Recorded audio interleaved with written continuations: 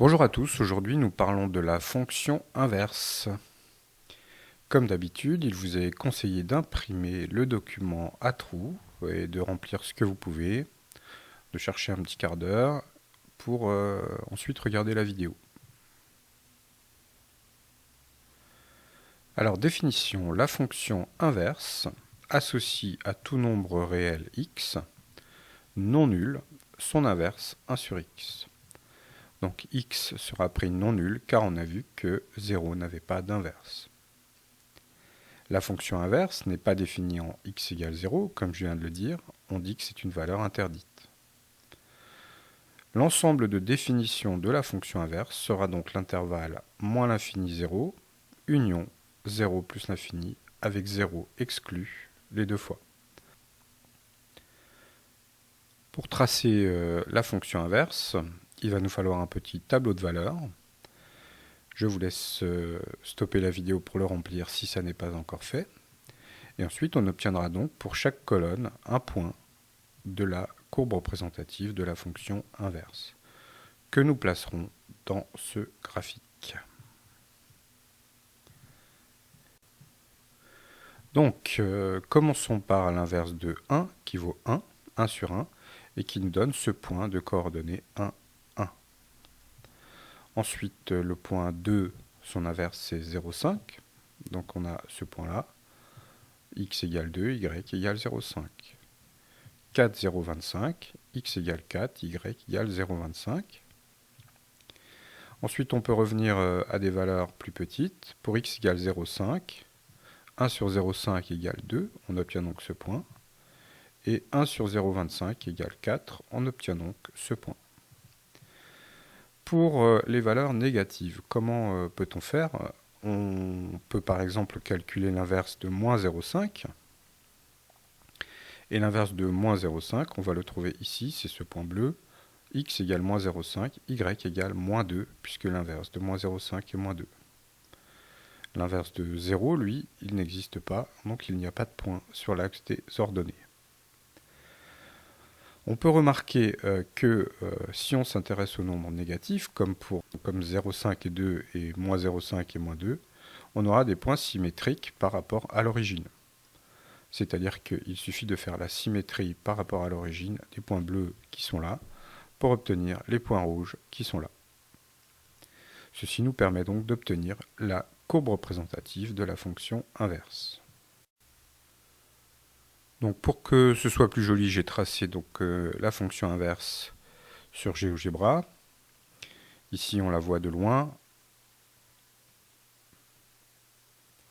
En zoomant un peu, on arrive dans les zones que nous avons tracées. Et nous pouvons donc constater que nous avons une fonction qui est décroissante pour les x négatifs. Elle s'échappe ensuite vers moins l'infini. Elle revient vers le haut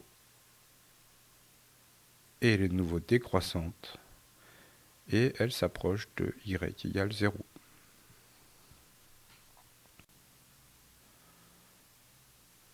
Donc théorème, la fonction inverse est strictement décroissante sur l'intervalle 0 ouvert plus l'infini. Ce sont les points bleus qui correspondent au x positif, on a une fonction décroissante. La fonction inverse est strictement décroissante sur l'intervalle moins l'infini 0. Ça, ce sont les 4 points rouges et le point bleu. Donc une fonction décroissante sur moins l'infini 0 ouvert. Et attention, on ne peut pas dire que la fonction inverse soit décroissante sur tout son ensemble de définitions, puisqu'en effet, si vous regardez bien, entre les négatifs et les positifs, on est remonté. Donc on est décroissant sur un intervalle, sur un autre, mais pas globalement sur l'ensemble de définitions. La courbe représentative de la fonction inverse s'appelle une hyperbole. Attention à ne pas confondre avec la courbe de la fonction carré qui s'appelait une parabole. Cette hyperbole est symétrique par rapport à l'origine, comme nous l'avons vu, et il s'agit d'une courbe divisée en deux branches. Vous voyez que nous avons deux branches bien séparées, bien distinctes l'une de l'autre, mais ça fait une seule courbe composée de deux branches. Pour la symétrie, on peut placer un point sur l'hyperbole et construire son symétrique. Je vais donc faire une symétrie centrale par rapport à ce point. Et vous constatez que quand on déplace le point A, eh bien le point A', qui est son symétrique, se déplace également sur l'hyperbole. On a donc une symétrie parfaite de l'hyperbole par rapport à l'origine. On le voit bien quand on trace ce segment. La parabole est symétrique par rapport à l'origine.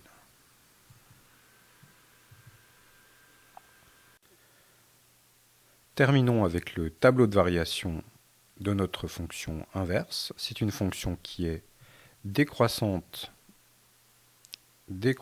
sur l'intervalle moins l'infini 0 ouvert, et encore décroissante sur l'intervalle 0 plus l'infini ouvert. En 0, on met une double barre pour dire qu'il n'y a pas d'image, la fonction n'est pas définie. Et aux extrémités des flèches, on ne peut rien mettre. Alors ça, il va falloir expliquer pourquoi. Donc aux extrémités des flèches, si on devait mettre quelque chose, en 0 à droite, ici, on mettrait l'infini, plus l'infini.